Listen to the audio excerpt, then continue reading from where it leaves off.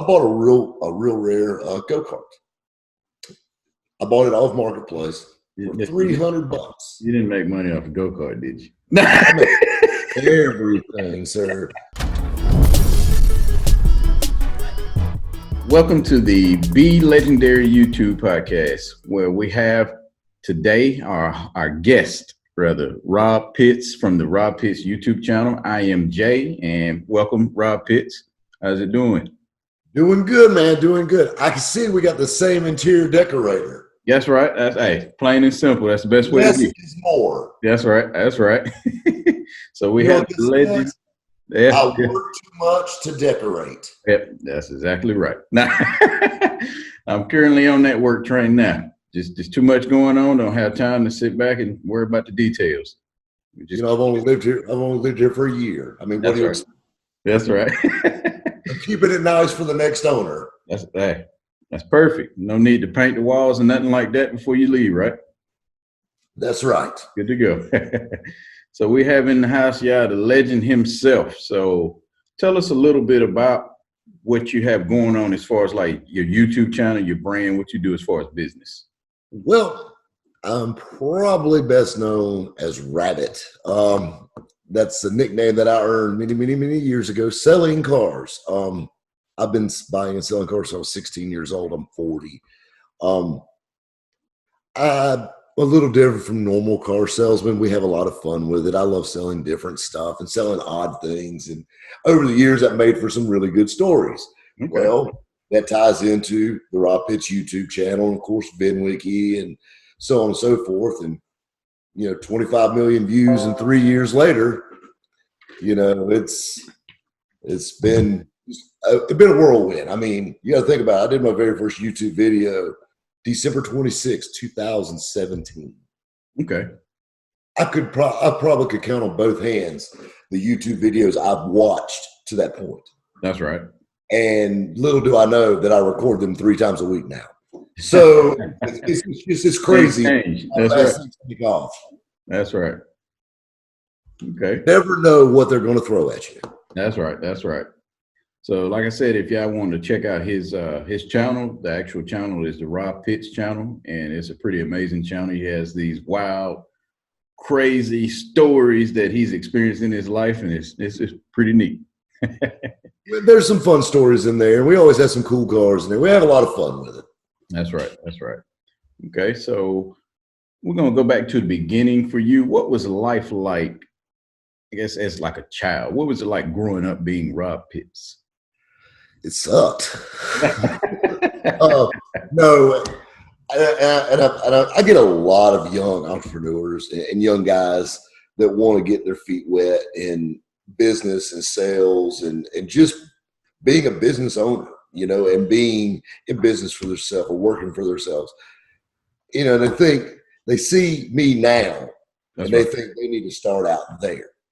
Rob now and Rob 30 years ago were 2 totally different things. That's right. Grew up very poor. I grew up in a single wide trailer on the west side of Greenville. Greenville, South Carolina. Oh yeah. And still not a great area. That's right. But my dad, he ran a small family business with my grandfather, and my dad is not the best people person, but he was a good businessman. He knew how to make a dollar and knew put money back and knew, hey, we need capital to do this. And he took that business my grandfather started and really started excelling it. So about the age of 10, we moved out of the trailer park and we moved into our very first home. Okay. And it was that, you know what I'm saying? So, I mean, I grew up, it was kind of funny. Like my dad always had cool cars. That's right. Priorities, he always had cool cars, but at the time, like when you're a kid, you don't realize how poor you really was till you look back at it, That's right. That's a lot of it, So, yeah, but that was the start of it. Nobody in my family was a ace car salesman or anything like that. It's just, for me, naturally, that was a knack. I don't know, for some reason. Okay. And so from childhood, so you grow up, like I say, you finally move into your first home, and I'm guessing at the age of 10, you said? Yeah. So, I mean, what was it like from that moment I guess you say you started getting into cars around that time from your dad Well, having cool my cars, or family's always like been car oriented okay, and around cars. My dad drag raced, and now, speaking of being a good businessman, okay, my father drag raced. He raced pro mod for years, and okay. we lived in a 14 by 70 single wide trailer, and my dad had a $300,000 race car. You see what I'm getting at? That's right. But That's right. but my dad, being a good businessman, realized this was a losing proposition, so he got out of it. Gotcha. Okay. And him and my grandfather got into collector cars, and that's where my love for collector cars. And this is all about the same time, about 10, when my love for collector cars, the old cars and the classics and things. Okay. Okay. So is that That's something the fun part. I guess it's something you kind of fell in love with, and it just stuck with you throughout middle school, high school, and Everything. I mean, I had my first collector car when I was 18 years old, a 63 Falcon Sprint. You know, okay. somebody put a solid lift 289, 3 deuces, 4-speed. It was a cool car. Baby blue. It was a total sleeper. That thing was so much fun. I That's right. sold that car, and that was the down payment on my first home when I was 20 years old. Wow. And that's when I figured out, hey, I can have fun with them, play with them a little bit, sell them, make money, and get more things. That's right. So at 20, I had my first house. Yeah, that's pretty neat. So what kind of car did you drive during the high school era, or was it multiple different ones? What It was was that? multiple. In 1995, I was a sophomore at Wade Hampton High School. Actually, in 94. Began in 95. I was a sophomore at Wade Hampton High School in Greenville, South Carolina. And like I said, by this time, my parents, the money was kind of rolling in. They were doing a lot better than before. And I was kind of fat. I wasn't kind of fat. I was fat. I was, Okay. and I was that kid that my dad was always the macho guy. He was the drag racer, Mr. Cool, always had a smart aleck comment to say. That's right. And, so I didn't have the dad that's like, oh, son, it will be okay or whatever. My dad was always that guy like, that best you can do. You know what I mean? But he made me a better person because of this. That's right. So I'll never forget it, ever. And I've told this a million times. All right, so I was dating a girl in high school that I was in love with. I just thought, that first true, oh Lord, this is forever. QKC and JoJo all my life. This is my girl. That's right. She broke up with me, and I quit the football team because I sucked at football. All in the same week. Wow. I was down in the dumps. It was the end of the world. I just did. And my dad was sitting in the garage of our home. And I came home, had my school books. I was bagging groceries at the grocery store after school.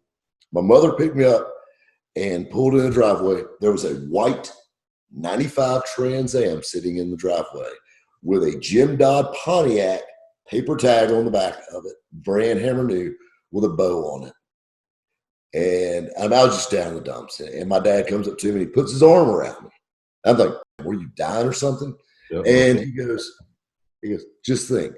He goes, you ain't gonna have no problem finding a new little girlfriend with this. Patted me on the back and walked off. So I had a brand new Trans Am that I drove. That's right. And then it was crazy how it works. My popularity went right up after that. Yeah, you can get the cool car. I think that's where I learned a cool ride goes a long way. Right. I ended up, because I got a little too social and not focusing on my studies, my dad actually took that car away from me. Oh. I failed art class. How do you fail art class? Listen, the walls. The walls. Less is more. Yeah, that's right. That's right. I think I would have failed art class too. So he took the car away from me, and he told me, he said, you know what? He put me in a little, and it was almost brand new.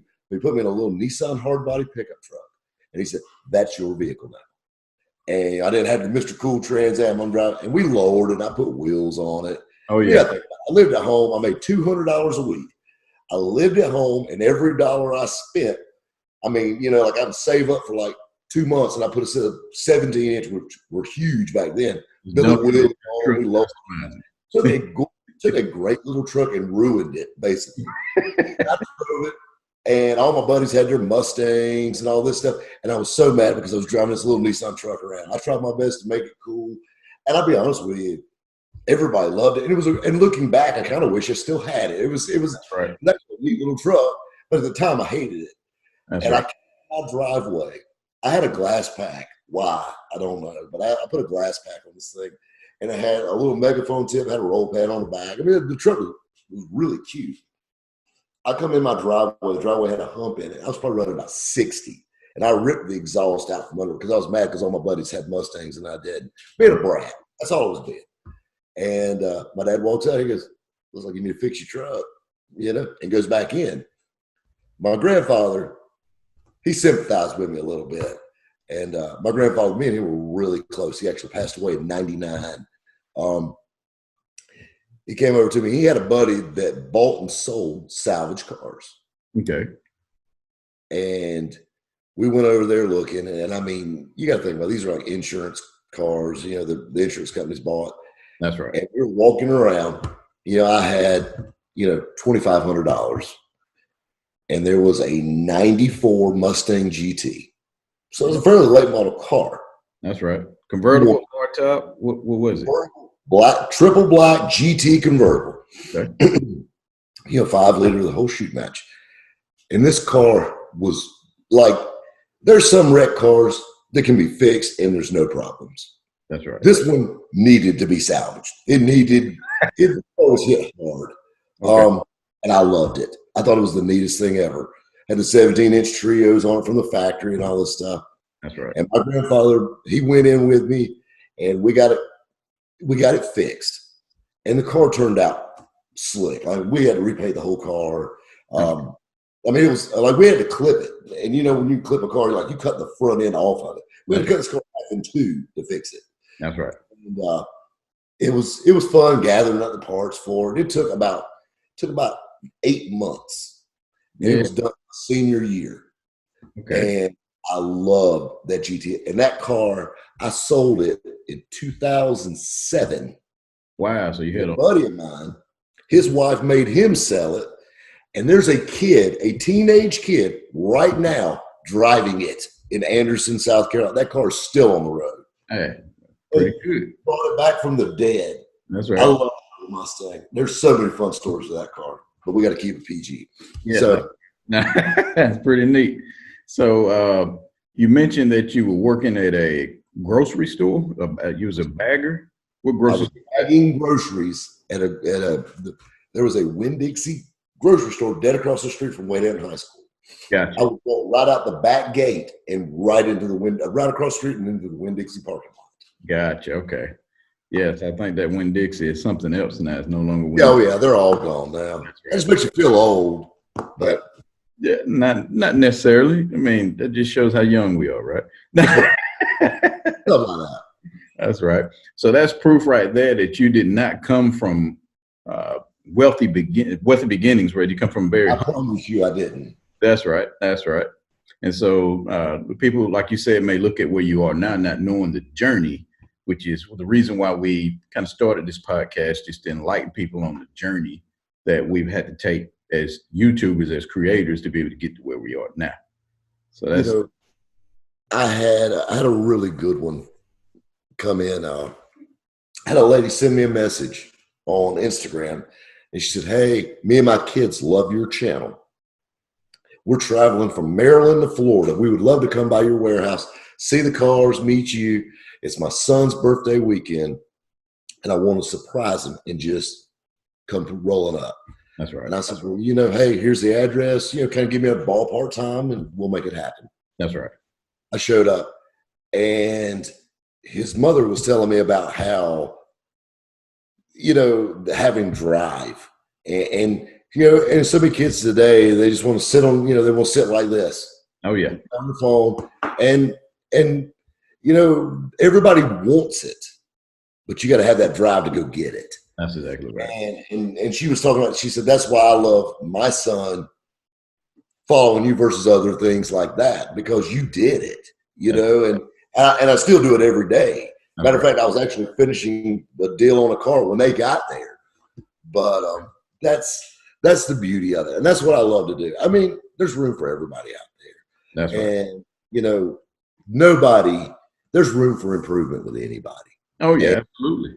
and I learn every day. I learn something new every day. I just learned literally how to do Zoom today.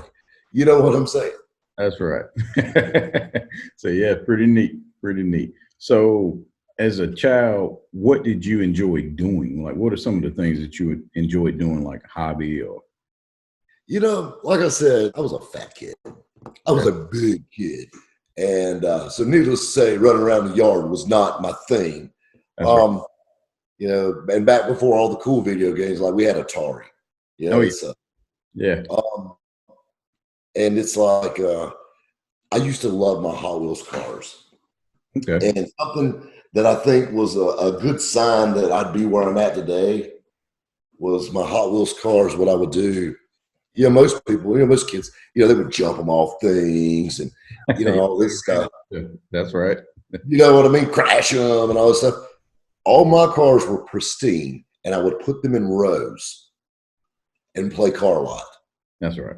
I took my light bright, the what a light bright is. You put the little pieces in, and it's got the bulb in it, That's and right. I made a sign that said like Pitts used cars on it or something like that. And I was closing deals. And you feel art class? Why? I know I'm creative. Yeah, they just didn't have the right stuff. That's right. So you create this pitch used cars or whatever you had, and what'd you do from there? And and there was that. And then when we moved, I got to riding bicycles and hanging out with my friends. I was never big into sports. I wasn't good at them, so I just never got into them. That's right. And I think that's what pushed me back into cars even more. Because working on, and like, me and my grandfather were really close. So I used to spend every weekend at his house, and he always had a cool old car. And we always were just, if at the time it didn't seem like much. That's right. But those nights just out in the garage, just hanging out with him, I would trade everything in the world I have for one more night like that. It was just so, and at the time it wasn't nothing. But now looking back, I learned so much. That's right. From him. Oh yeah. So it was invaluable moments there. So that's pretty neat. So what did you aspire to be when you grew up, rather, as a kid? Like most people want to be firefighter, police officer, something along those lines. That one changed a little bit. I always wanted to, of course, my dad was a race car driver, so I wanted to be a race car driver. That was a given for okay. Let's see. That one, the professional drag racer was going to be my thing for a little bit. And then what's weird is I grew up in a mechanical background. That's right. But I hate working. Like, I don't mind tinkering on my stuff and working on cars. I even got a knack for it. But I hate doing it. I don't like doing it. Okay. But so I never really wanted to be a mechanic, or anything like that. That's right. But and then the salesman, I could get into sales, you know what I'm saying, or something like that. And it's just went from there. Okay. So then who was your biggest role model as a child? Look up to? My dad in a lot of ways. Okay. And it's weird because we don't even look the same. I look just like my mother. My mother is 5'10", blonde-headed, blue-eyed, so a tall lady. My dad's 5'8", dark-headed, green eyes, short, kind of frumpy.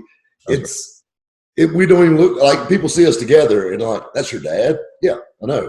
Yeah. And but we act the same on certain things, and I got a little more of a sense of humor and the personality. That's right. But I got a lot of business ethic from my dad. That's right. And business skills from watching him. That's and right. Watching him struggle and watching him take nothing and make something.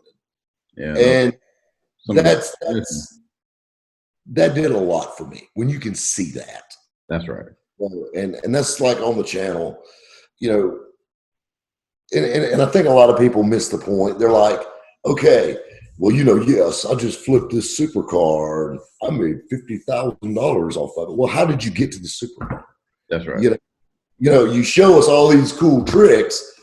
Show us how you got there. Nobody does, and that's the reason. Like, I'll go on my channel, and I've got some really expensive cars. I mean, we shot with $100,000 Corvette last week, but That's right.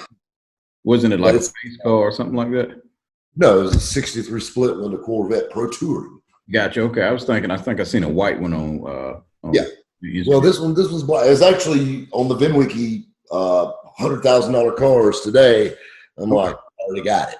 It's here. But the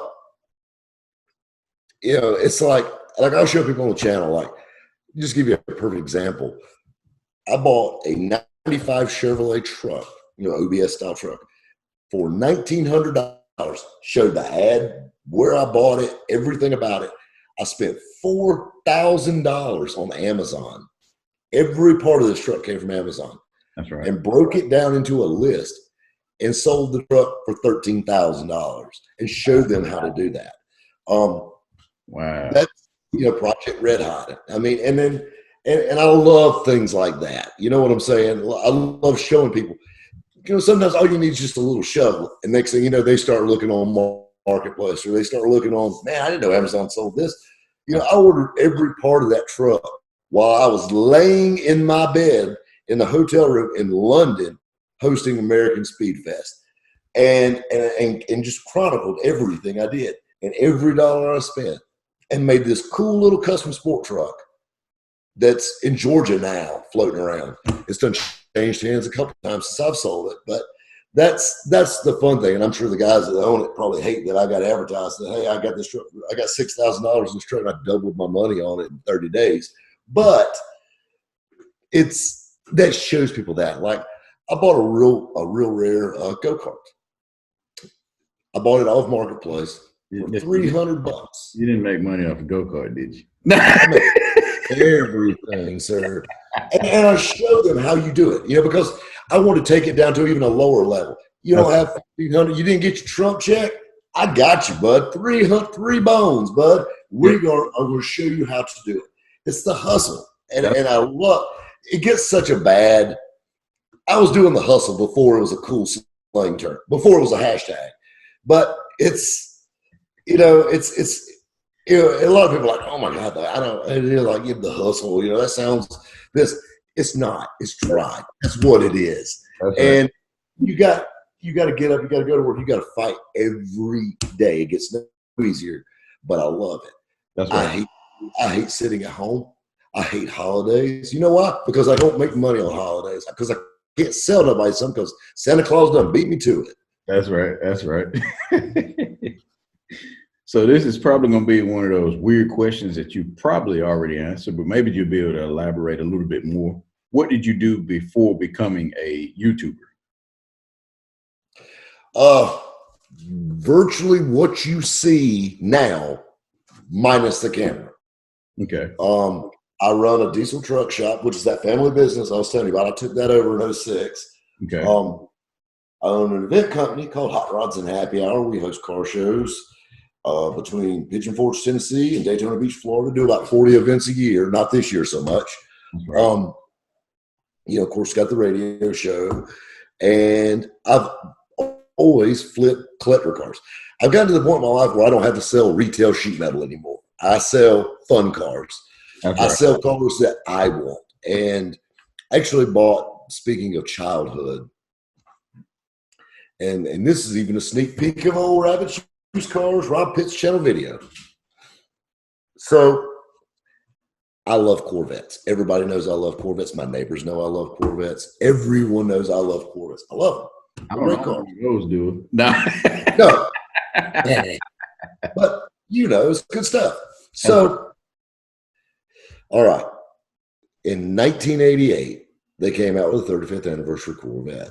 Okay. And man, I was just telling you, I've got a $100,000 Corvette sitting in my showroom right now. And I'm talking about on a perfect day, a $12,000 Corvette. That's right. But I put a bounty out on the radio. We talk 250,000 people. And I said, I'll tell you what I'm going to do. I put out a finder's fee to find me a nice, low mileage 88 35th anniversary Corvette. All those cars had a serial number in them. They only made 2,050. And I said, as a bonus, the lower the serial number, the better. That's right. And my inbox blew up. I probably got 4,000 emails on a car that only made 2,000 of. But I found one car in Bowling Green, Kentucky that was the perfect match. It had 10,000 miles, one owner. It was in the museum. That's right. And I'm like, that's my car right there. And I started talking to the guy about the car. And I was already lining up transport to buy this car. And I told him, I said, man, I cannot wait to get that thing home. I want to drive it. And he goes, excuse me? He's had this car 30-some years and you want to drive it? And I said, you don't understand. And I'm going to tell you the story that I told him. Yeah. All right. Those cars were released April 1st, 1988. They made 2,050. Most Chevrolet dealerships never even had one. That's right. Especially here in Greenville, we didn't have one. Especially Greenville was nothing then, so we definitely didn't have one. We went on family vacation down in Florida. We had family that lived in Tampa, so that's always where we ended up. So because my dad was too cheap to buy a hotel. So we stayed with them. We're in Tampa, Florida. It rained the whole week we were there. So what does my dad do? He decides he's going to buy him a new truck. So we go to Abraham Chevrolet at Tampa, Florida, still there today. Go to Abraham Chevrolet in Tampa, Florida, and my dad back and forth, dickering all day long. I'm a 9-year-old kid sitting in a dealership. That's right. And they're sitting on this black tile floor in the center of this dealership with red neons around it. I remember like it was yesterday. Was a 1988 35th anniversary, white on white Corvette. And I thought that was the end all be all of cool vehicles. I begged my dad. I said, Dad, this is the coolest car. He said, that's the ugliest Corvette I've ever seen in my life, son. I wouldn't have it. And I thought it was the coolest thing. The salesman let me sit in it. I was hooked. And I've loved those cars ever since. Never owned one. That's right. So moving on, I found this one with 10,000 miles. And he said, excuse me, you want to drive it? And I said, yeah, that's one. I don't want to drive across country, but something driving around town. He goes, son, the last time I fired this car up 5 years ago, it didn't run that good. Like it runs good enough to like move it on a trailer and off a trailer. It's something to look at and tell you it's only got 10,000 miles and it was in the museum. That's right. Well, that kind of turned me off on it. So I kind of back up and I was like, maybe one day I'll find one with like 30, 40,000 miles on it. That's right. Something I can still drive it. Something that's been somewhat kept up. That's right. And I looked, and most of them were ragged out and just beat to death or have 0 miles on them. That's right. I got to let it go. And I got a really good friend of mine that I trade cars with all the time. He's up in Nashville, and he sent me a link for the local Chevrolet dealership. And on their budget buy used car lot was an 88 35th anniversary Corvette. $6,500. It's got 52,000 miles. It says one owner across the windshield. Oh, wow. Well, shoot, I click the link and look at the pictures, and the car's in pretty good shape. It's a long shot from perfect, but it's nice. And so, heck, I click the number and call the dealership, call them up. And I get the little junior salesman, and he's telling me all about it like I don't know. And I'm just listening. Being a good salesman, you got to be a good listener. So I'll listen to a sales pitch. He's telling me all about it, how he drove it to lunch, and yada, yada, yada. Chicks dig it. Got you.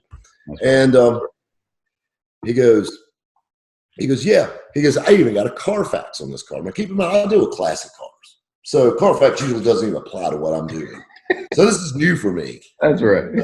Either I'm buying something brand new or I'm buying something that's 40 years old. Mm-hmm. So I never get to use a Carfax like that. That's right. And I said, shoot, this is kind of cool. Email it to me, I pulled the Carfax up and I stopped in my tracks as I saw it. So the car had lived in Nashville, Tennessee its entire life, except for the first 6 months. It was sold new at Abraham Chevrolet in Tampa, Florida, June of 1988. The previous owner lived there for 6 months and then moved to Nashville. Okay. I told him, I said, when I saw that, I got cold chills. I got cold chills just telling you that. That's right. This is the car I looked at when I was 9 years old in the dealership. Well, there's a registry for these cars, and like the people that have these cars usually you either got the ones that just kill them and don't care, and the ones that like worship them. That's right. These guys just started websites, and they know where all the cars came from and which dealerships got what.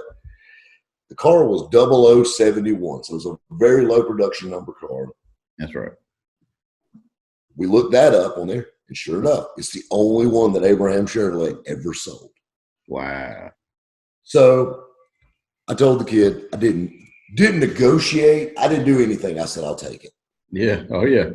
I PayPal'd him $1,000. I sent my transporter up there with a stack of cash, just with $5,500 to go get it. That's right. And bring my Corvette to me. Now keep in mind, I have cars coming in 3 or 4 generally a week from everywhere. That's right. And most of the time I'm not there. They'll call me if there's a problem. I was there waiting for that car to get there. And it got there, and we backed it off the trailer. And it runs good. Everything works down to the factory cassette player. That's right. And one of the cool things, I told someone, I said, you said it was traded in. He said, yeah, they traded in on a new truck. The guy said he never drove it, so he bought him a new Silverado. And I said, really? I said, you don't buy any chance. Could you get me his contact information? He did. He gave it to me. And I called the guy, and he told me all about buying it. I mean, like, describe the dealership just like I did, the black tile floor and the red neon lights. I drove it out of the showroom. That's right. And I told him my end of the story, and he said, I got something cool. He said, text me your address. I texted him my address. He sent me the paper plates from Abraham Chevrolet that were on it new. Wow. Tags and all that stuff. So I got all that stuff with the car along with the original books and all that.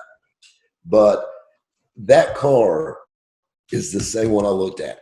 And I've got, like right now, I've got that 63, 64, 68 Corvette sitting there that are gorgeous cars.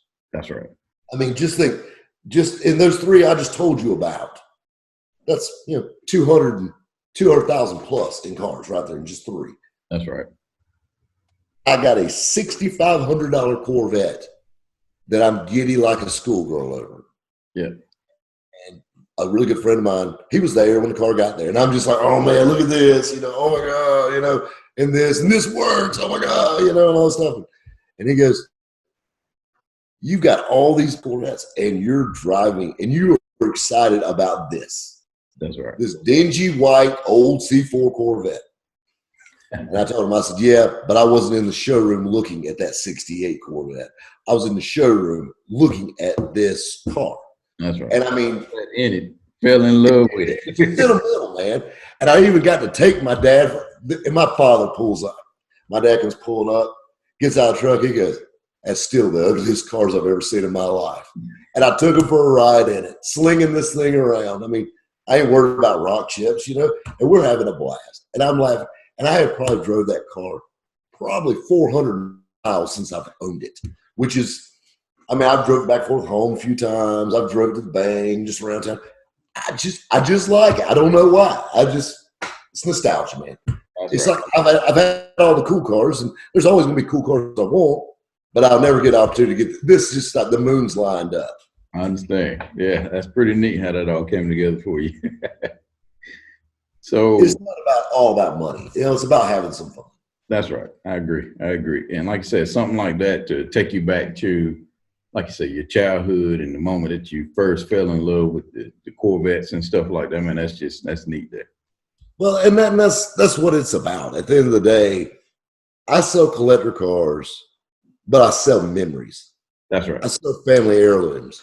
I sell cars to people that will get them, and you know how many times a year I hear, and one day this is going to be yours, to his kid, to a guy just sold, a C10 truck to, or whatever. I love that. That's right. And I like being able to sell that kind of stuff. And that's these cars are memories. People buy these cars because they remember, like I remember that Corvette, or, they had a family member that had one or whatnot. And that's the fun part of it, is hearing their story. That's right. Okay. So what motivated you to start your YouTube channel, and how did you go about starting it, rather? Not necessarily the details into it, but what's the cool story behind the reason why you started? I'll be honest with you. I was going down, I started doing, I have the radio show. That's And right. of course, we do interviews on the radio show, and I'm looking for good call-in guests. Okay. And you feel my pain. It's like pulling teeth sometimes. Oh yeah. Everybody's busy. And just a cold call, I shot a message to Ed Bolian. Ed Bolian, who was at the time held the Cannonball record. That's right. And it was about a year and a half old, the record was, when I did this. And for those of you that don't know who Ed Bolian is, that's Vinwiki YouTube channel. Yeah. And Ed, yeah, we brought him on the radio, and he was telling us about the Cannonball. And we laughed and we cut up. And Ed says, "Man, Rob, you got a good voice on you." And I'm like, "Well, I'm in radio, you know." And he goes, "I bet you got some good stories." And I said, "I got a few." He said, "You want to come down to Atlanta?" He said, "I got a little channel I'm starting." At the time, Vinwiki only had 150,000 subs. Now they got over 1 million. Yep. That's pretty neat. And so, you know, I came down, like I said, December 26th. I told my very first story. That story's got 2.7 million views now, and so on and so forth. And I've got, I think, 26 on there now. I mean, and there's 25 million views in that 26. Wow. That's pretty. And then I've got, then everybody's like, "Man, you need to launch your own channel." Because we'd go down, you know, every couple months and record a couple or whatever. You know, they were just fun.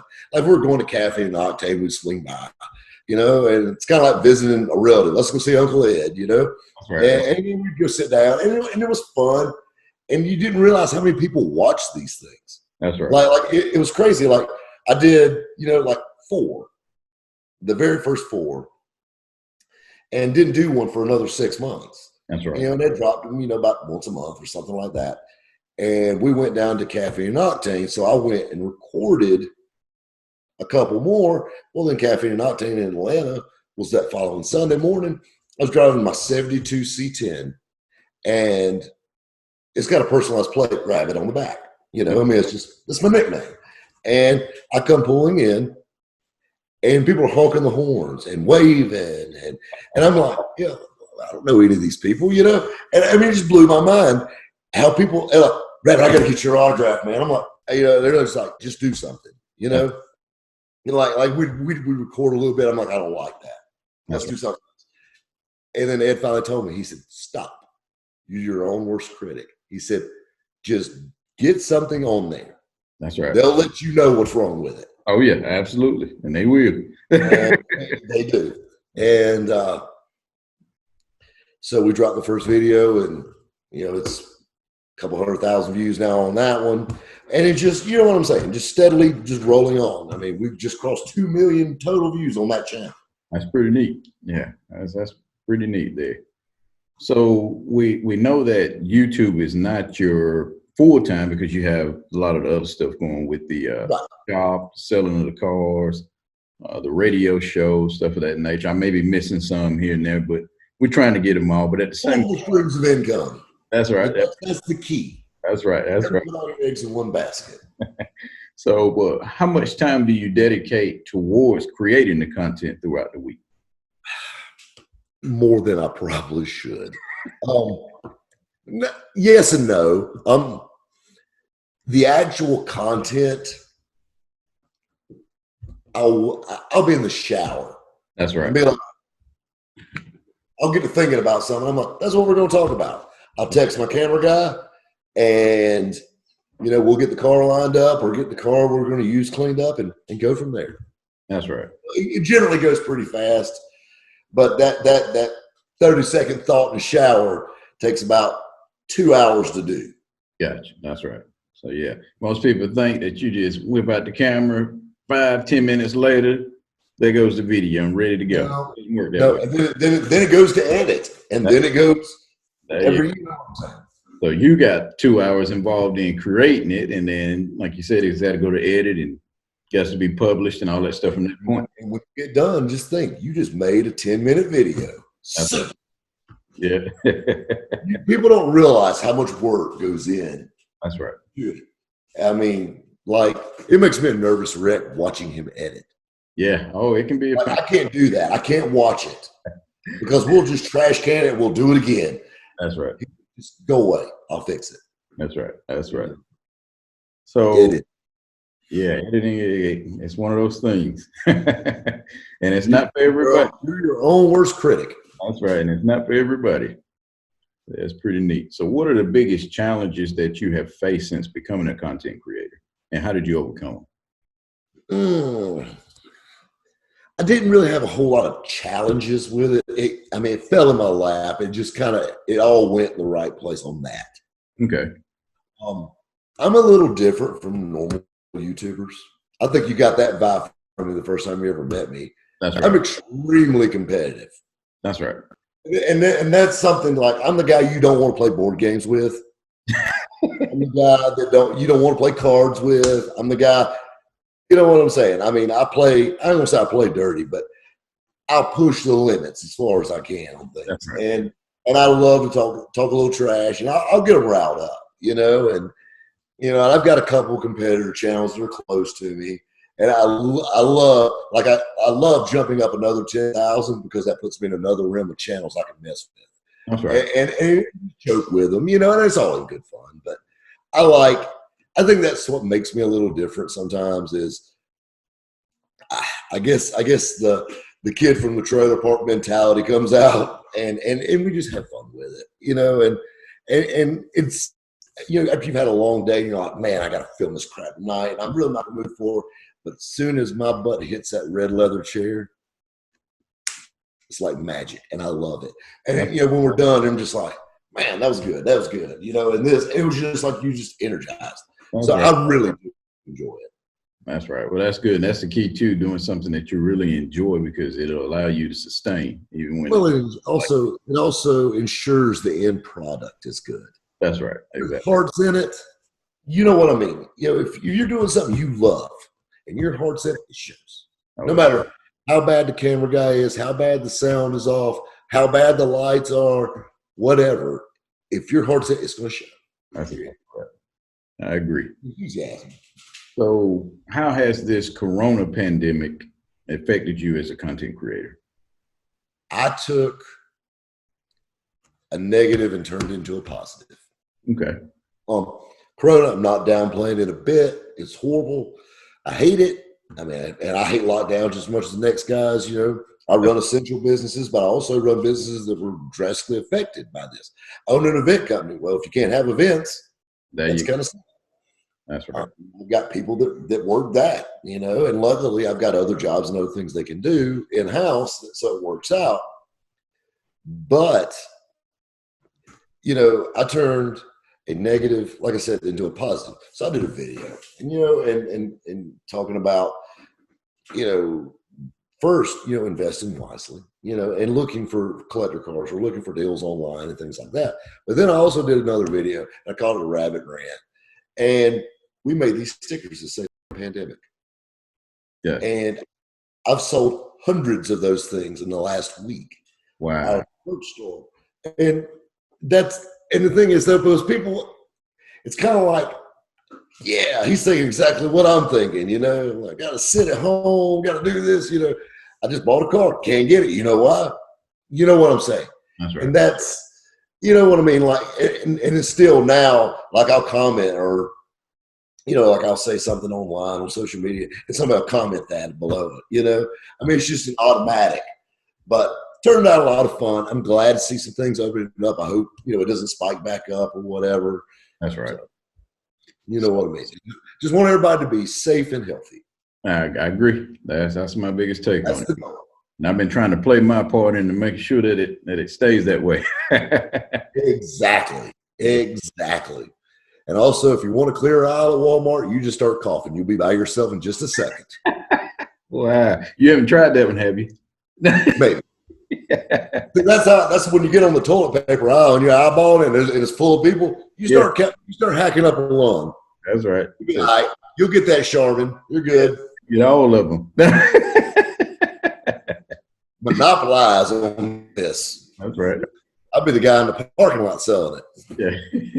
So how do you stay motivated? I set myself goals. Okay. That's important. Even I don't think there's a point in your life where you still don't have goals for goals. That's You right. know what I mean? Like I'll give myself I'll give you an example. Like, if I really want something and I'll say, all right, I'm not going to do this one thing, or I'm going to do this one thing when I get to this certain point. And I've disciplined myself to where I can near make it happen every time Yeah. because of that, because I'm so goal oriented. And some people aren't quite as goal oriented as I am. And I'm almost goal oriented to a fault. Like I get tunnel vision is my problem That's right. because I'm just so focused on it. I'll give you a perfect example. I told you I was a fat kid. I was huge. I was not, literally it was bad. That's right. Always, grew into a big guy, in my early 20s, I weighed 300 pounds. I was a big dude and not muscles. I was like hamburger meat and eyeballs. And you know, That's right. and I was dating a very attractive girl that was a personal trainer, which is hilarious. And she did everything trying to get me into the gym. That's And right. I'm like, no, I'm not doing this, whatever. I like cheeseburgers, it's whatever, it works for you, but it doesn't work for me. And That's right. yada, yada. She came to me and she said, well, I guess you just can't handle it. And that's another one of my big things that tears me. When someone says, I can't do something. Been there, done that. Needless to say, me and her, we parted company that night. We weren't he and she in anymore. That's right. But I was on the phone. I had a friend of mine who's a professional bodybuilder, still is to this day. He's monstrous. I mean, he looks like a wrestler. That's right. And I called him up and I said, hey, I need to get in the gym. I need a dietitian. I need this. He's like, Rob, are you okay? I'm like, I want to get healthy. And he goes, I'm having a hard time believing it, but I'll help you do anything you want me to do. That's He right. went to my house. He emptied all my cupboards, everything, refrigerator, all the Pop-Tarts, Twinkies, red meat, everything that's good went away. Yeah. So obviously it wasn't good then, right? Went to the gym. We worked out 3 times a week, literally an hour every day. He let me weigh myself once a week. I weighed 297 the first time I walked into the gym. Okay. I got down to about 203, and I couldn't lose any more weight. Like it was just I'm running, and I mean I'm just like every week, I'm dropping 3-5 pounds. I mean just killing it. Lean eating, grilled chicken, turkey, no red meat, anything that tastes good, totally out. Listen, yeah, he told me this story, so make sure you tune into this because this story is key. When you plateau like he's saying that he did, you got to do something different. He's about to tell you his strategy for losing weight, but that's for anything in life. You just got to look at doing something different and kind of change it. Shock yourself. There you go. So I got down to a certain point, and there was 2 weeks I didn't lose a pound. Didn't gain a pound, but I didn't lose a pound. And I'm over here just pushing it, and I'm trying, Right. and I couldn't lose any weight. And my buddy told me, and I'll never forget the gym that I was at. There was a Golden Corral buffet place across the street, and like you imagine walking out of the gym and smelling that place, But so it was like torture for a fat kid, And so I walk out. He goes, "You know what I want you to do?" He said, "Take a break from your meal prep." He goes, "I want you to eat breakfast, lunch, and dinner at that restaurant today or tomorrow and Sunday." And he said, "Monday, I want you to hit the ground running again here at the gym." And I did. I ate 6 meals at the Golden Corral, breakfast, lunch, and dinner. And I mean, I ate. He said, "I want you to eat till you throw up, and I want you to eat some more." And I did. I stuffed myself. I felt miserable. I literally thought I was going to have a heart attack by Sunday. Wow. I felt horrible. And because of my body, I was so used to eating so light. That's right. And, and I come in the gym and I'm sweating. And I'm just like, I mean, instantly, and he pushed. And I'll never forget, he said, "I know that face." He said, "Go do what you need to do." Whoa, like it was just like too much. Wow. And went back on meal prep. He wouldn't let me weigh myself till that following Friday. I weighed 197 pounds. You broke it. Kept going. And then it kept jumping and kept dropping. That's right. But she didn't see me in that time. And keep in mind, I did all this in about 5 months. Wow. I lost 122 pounds in 5 months. Wow. And I got down a little low. Like you get going, you're like, whoa, okay, maybe I'm losing a little too much weight. Maybe I can back off a little bit. That's right. And that was 2012, 13. And like right now, I stay around 200 and I'm happy with that. I mean, I'm not trying to be a fitness model or anything. I'm not trying to be the poster boy for weight loss. That's right. But I will say the difference it made in my life on my knees and on everything. And just think it's all because, and the stories on my YouTube channel, how a girl saved my life. Yeah. You know, and because, I mean, the thing was, I was a walking heart attack. That's right. You know, I mean, my body fat index, I mean, it was off the charts. I mean, I was literally a milkshake. That's all I was. Wow. Yeah. Okay. But yeah, so when you plateau, like I said, change your strategy up a little bit, yeah, and go back at it. And sometimes you have to do that in life. That's period. right. That's right. That's exactly. You know, sometimes you got to step back, punt, and go to something good to get back to the drawing board. That's right. You know how many times I've had to do that in my life? Yeah. You know, and that's something you can't let a setback be a stopping point. It's got to be a comeback, a setup for a comeback. That's exactly right. I agree. So how has your life changed since becoming a content creator or an influencer? I mean, it's not really changed. I mean, you know, it has. I mean, it's fun. I met some of the most interesting people. I met some of the nicest people. I've been told happy birthday 13,000 times on my birthday.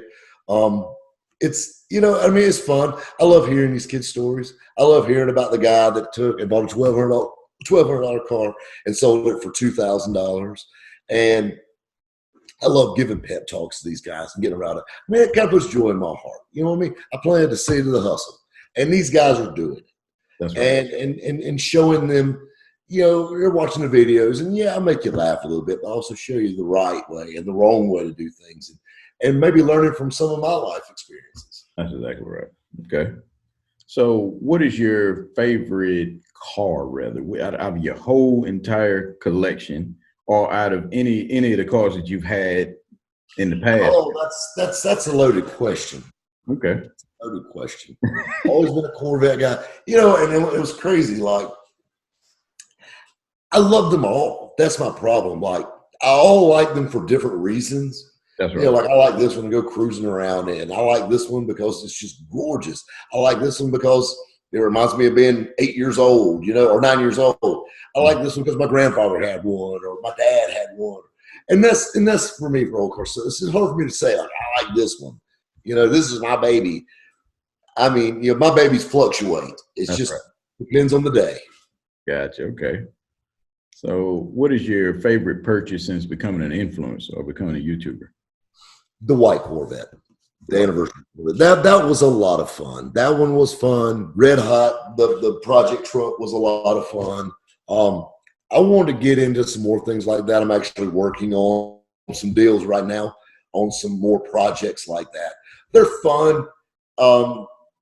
It also, it gets you from behind the desk. You know, it's not all, you know, numbers and, you know, sign here and here. It's fun to take, you know, chicken crap and make chicken salad. You know what I mean?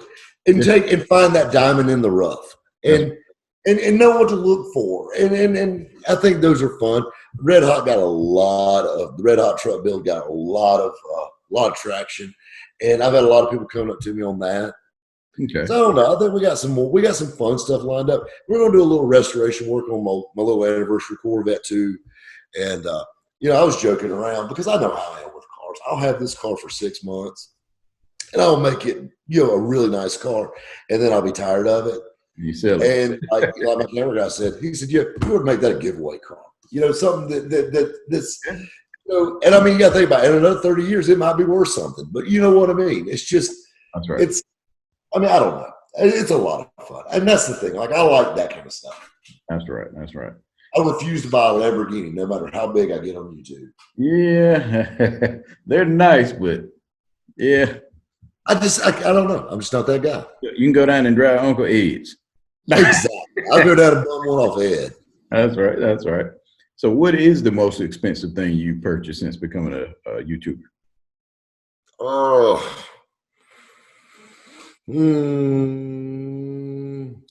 bought a couple of really nice Corvettes. Well, I mean, several. I mean, 40s, 50,000.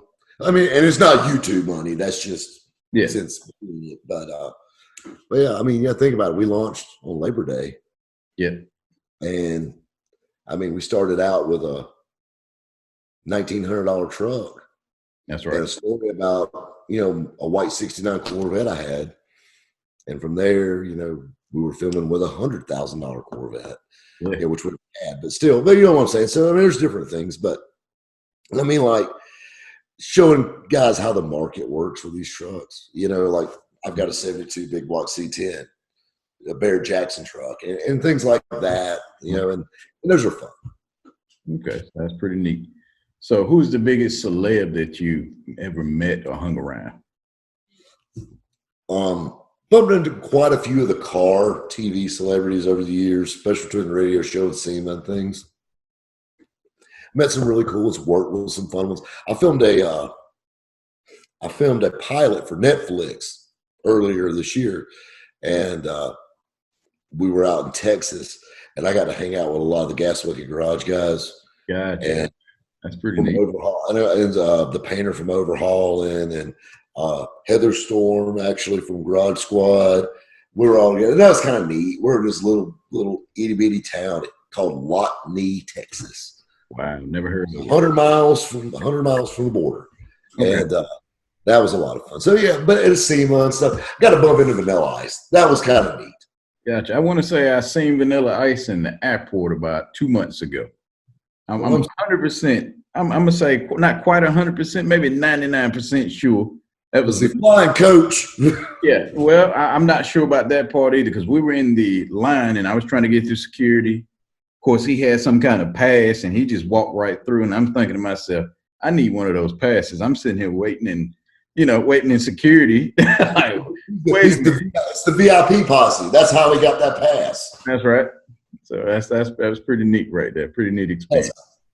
So currently, who is your biggest influence? Who do you look up to? Man, so many people I look up to. So many people in the hobby that I look up to. That's right. I mean, far as people in the automotive community and things of that nature, I'll tell you some of the big guys. Gail Banks. Okay. That dude's awesome. Barry McGuire. I've never met a happier, more kind person than Barry McGuire. Okay. Super nice. Steve Saline, another cool guy. Do you realize, next to getting a play button, Steve Saline knows me by first name, and I got his cell phone number. You know what I'm saying? Like that was a cool selling point. That's right. That's pretty neat. I make fun of those things to Steve Saline. But those are guys I look up to. Okay. And I look up like Ed. Like I look up to Ed. I really do. He took an idea and he ran with it. And from that idea, so many people have shot off of it. You got Casey, Casey with Genius Garage's channel, and you've got all these other channels that spun off from this, and it's kind of neat seeing it. And it's kind of like, like Casey came over to my house and we filmed together and we went to Cars and Coffee, and it was fun, picking at him and having fun and going to the car show and stuff like that. And it, like meeting all these different characters. Gotcha. So that is pretty neat there. So if you could go back and tell your young the young Rob Pitts something influential, what would it be? Keep your head up and keep trucking. Yeah. You're on the right track. Just keep going. That's right. There's going to be a website called eBay. Stay away from it. I'm just kidding. Yeah. So that's another conversation. Because I learned from that. That was a learning experience. That's right. Another video. Exactly. And revenue don't hurt either. That's right. So what encouraging words could you give to the audience that's wanting to become a YouTube creator? I get asked that a lot. I get people all the time that I don't think I'm good. There's a butt for every seat. Everybody wants to see real life. I think that YouTube personally is killing cable television all the way around because it's different. it's a breath of fresh air. Some of it is. Yeah, Compared to the same old, same old. that's right. And I think they can. I think that they can connect with us more That's right. personally. Um, I love having people come by the warehouse, and I love that stuff. But I think people connect with us more than like it was described to me by a very large YouTuber. How this works is they watch me and you like this. Yeah, That's my buddy, horsepower hobby. Also, Eddie Vinwiki. Oh, what's Casey the Star Wars nerd? Doing a Genius Garage, and they watch us every day at work, or they watch you, when they get home or whatnot. Where look at Richard Rollins. This gas monkey garage is on, and it's the same thing over and over. And they're looking at them up here. yeah, But we're more, you know what I'm saying? And I love that because I'll be honest with you, we all put our pants on the same way, and at the end of the day. And, just because you got a TV show don't make you any better than anybody else. And just because you got a YouTube channel don't make you better than anybody else. But I think they can level with you more. that's It's right. more, it's real. It's the real reality TV. That's right. That's right. It's pretty neat. I enjoy it. I do too. Like I said, I really, really do at the end of the day. So if you could credit one thing to your success, what would it be?